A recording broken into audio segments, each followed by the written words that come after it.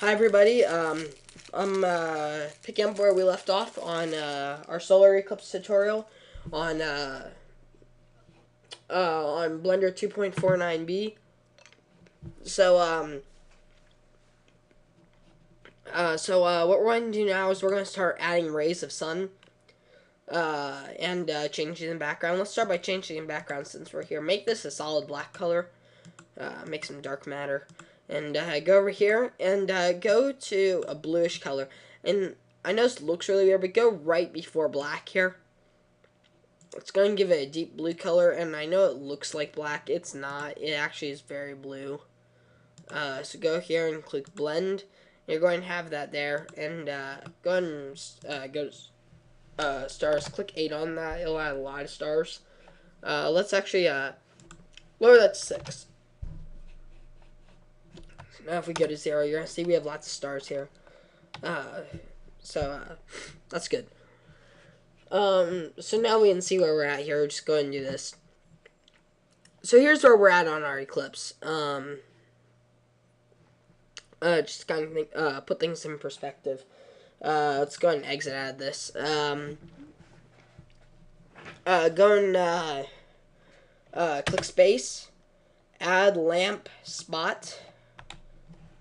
Go to 3. Rotate. Rotate. G, move that in front of the sun. Move it just in front of the sun there. Go to 7. G, move that, like I said, right in front of the sun. Right onto that blue line that we created from the track 2. Click rotate and bring it right through the center of our moon there. And your spotlight size, go and lower that down to about 15 maybe. Nah, still too high. Go ahead and lower this down to... Let's make this 6. That's better. Still needs less 2. There we go. That's a bit better. Well, let's raise that one more 3. Alright. Go down here and click halo. So you're going to see it creates like that line across it. And go to 1. R. Bring that right through the center there. 7. R. Now move the white line along the center here, so it just touches the edge of your moon there. And now what you're going to do is do Shift D R, move that right through the center of it, and go R, and move it down so the white line just comes under it now. Go to 7, do Shift D R, move it so the dotted white line here comes just touching that. Go to 1. Say R, and go ahead and just rotate that down a bit, I guess. So here's what it looks like so far. And go to 1. Oops, Control Z. Shift D R. 7. Rotate. Go and put that right above it there, I'd say. Maybe that just a little bit more. So put that white line right on the outside there. And for this one, go ahead and raise the size up to 4. And go ahead and rotate that in just a little bit more. Now go ahead and do Shift D. Do another one right through the center there. But rotate it up or down so the white line is just touching the top of it a little bit more there. And that should be about good. One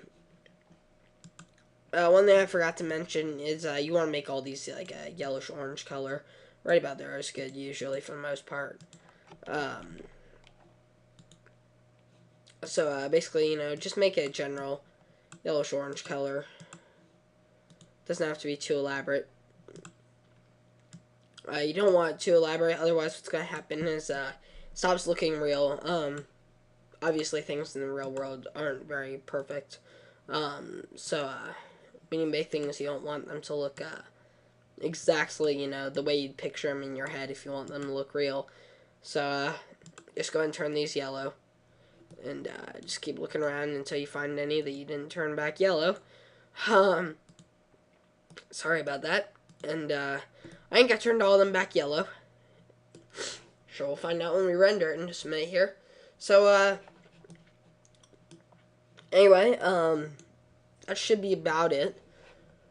Let's go ahead and see what this looks like. And the one thing about making this is it takes a lot of tweaking. Whoa, that is really huge. See, and this is what I was talking about, is it can take some time to figure all this out perfectly.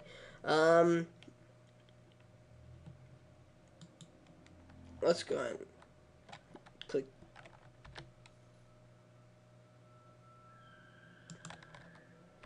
GR. Go ahead and G on this here. And just go ahead and move that there.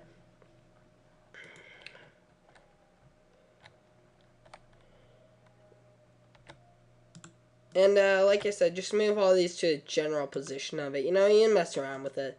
So now let's try this. Render current frame. See what this looks like now. So that's a little better. Oops, Control Z. I don't like my position of the camera though, so let's go and raise this up just a little bit. I want to be able to see the top of the sun just a little bit. G.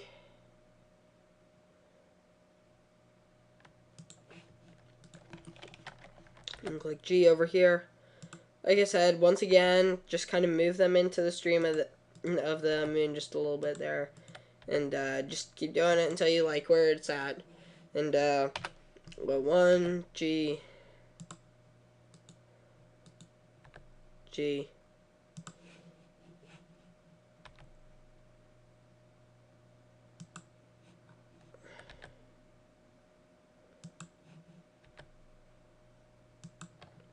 R. Just kind of use G and R a lot on here. Just wherever you do though, when you're using G, just always make sure that it comes from behind the moon there. So there you go. Now you have your halos. So now what we're going to do is we're going to add our now what we're going to do is I think we're about done, aren't we? Render current frame. Yeah, and now what we need to do is we need to show just a little bit of the moon there. If you ever look at an actual solar eclipse, none of the moon is ever fully blacked out. Now what we do is go to 7, say add lamp, and say spot. This one you're not going to add a halo to. Go and size this way down. Make this say 1.5. G 3 G.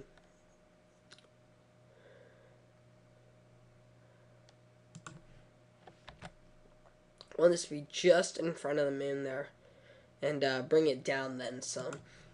Now go to 7 G, like I said, just in front of the moon a little bit there. Remember, try and keep your line of symmetry congruent there. So right about there looks good. And go ahead and move it back some then. What's Control C? Rotate that.